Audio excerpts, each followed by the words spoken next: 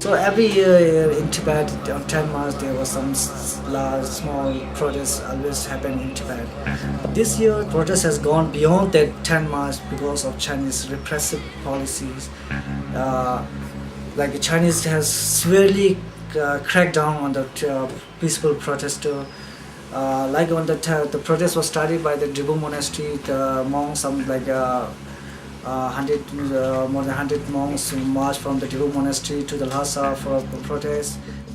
They were being blocked by the Chinese security forces and were like severely cracked down on them. And on the same day, like some 15 visiting monks of the Sera monastery have led a peaceful protest in Baku main market square in Lhasa.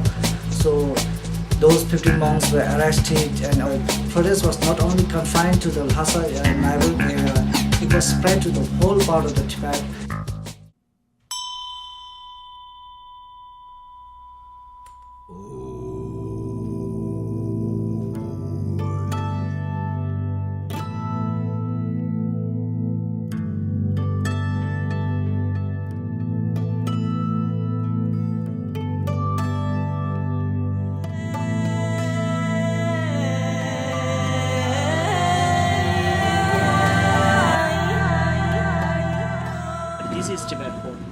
Now Chinese, what they call Tibet only this, they divide it according to this river. So most part of Tibet comes under China, almost half part from here. They give names like a Xizang, means rich in treasure.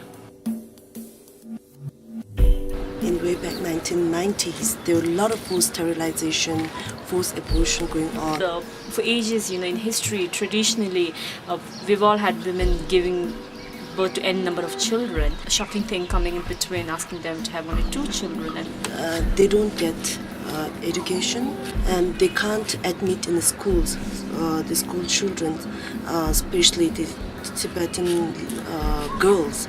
And the dropout number from the schools is very high. One basic problem that we're all concerned is a lot of Tibetan women are turning prostitutes in Tibet. Probably. In 2002, we heard like only 800 brothels were there in Lhasa Street. In 2004, we got the information that there were 1,600 brothels. The percentage gone like so much double. Development policy that China is launching, they have relocated numbers of Tibetan nomads from their lands in the name of development and the mining policy. So these things have created some sort of deep resentment against and hatred against the Chinese people inside Tibet. If you go to school or if you work at a government affiliated offices, you cannot go to monastery, you cannot even have a rosary, a Tibetan symbol. They repress Tibet so hard that right now, if you have a picture of His Holiness in Tibet, you'll go to jail.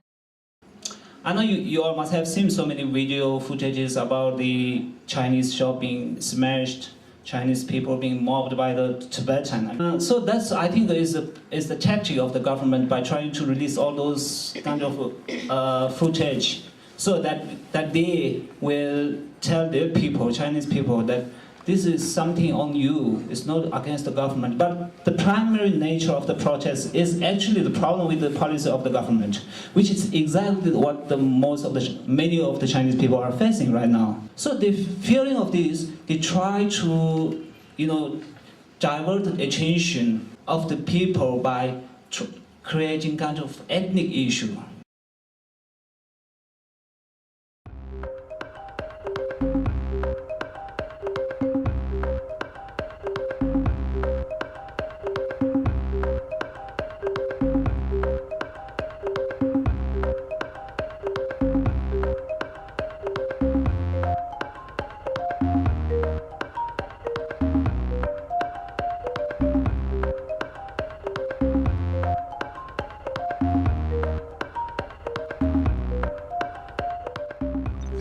Our flag is beautiful. I appreciate whoever made this, but it's also very dangerous in Tibet. If you are carrying these flags, you probably got shot down or sent into prison. But we are here, you and me. We can raise hundreds of flags everywhere. No one's going to shoot us. I don't want to ask you to go protest all day. I really want to ask you to give your 10 minutes in life to raise one flag outside your house. This flag symbolizes peace, many things, because we fight for peace. If our fights win, we can tell the world there is still peace survive.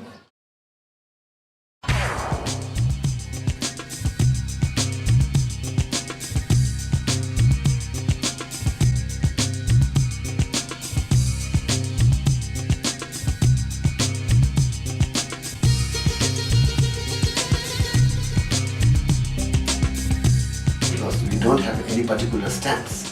We have some demands, like invite His Holiness Dalai Lama to the Tibet. And the second thing is like we have all the political prisoners should release as soon as possible. And number three is all the Han Chinese, they just go back their homeland. They are not allowed to stay in Tibet, live in Tibet. And the main problem, the main demand is the boycott Olympic.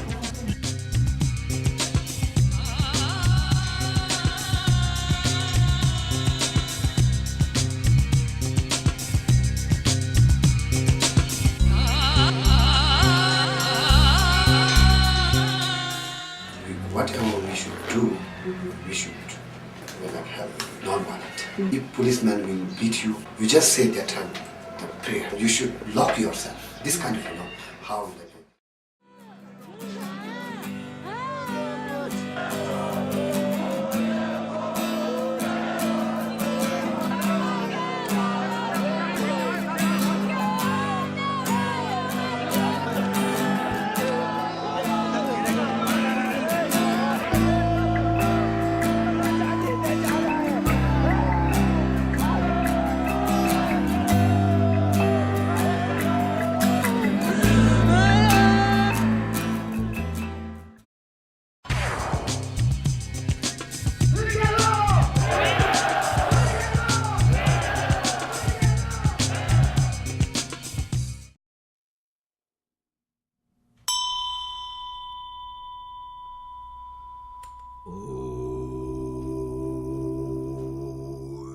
So in future, we are the teacher now. Those who live in exile, they will be a good teacher in future Tibet. Then we can change. If we cannot do this in future. His Holiness's vision for how Tibet will be freed is that Chinese that are studying overseas and learning all about Tibetan issue, when they come back, they're going to liberalize the government because they're the ones with the best education and they're going to be the ones coming to power. So if we can reach out to them and show them that we're not against them, we're against the government as it is now. Acho que é preciso estar sempre a massacrar a opinião pública. Cada tem o seu, acho que tem a sua missão pessoal de dizer, olha, eu assisti isto, sei disto, acho que está mal, de mostrar ao mundo isso.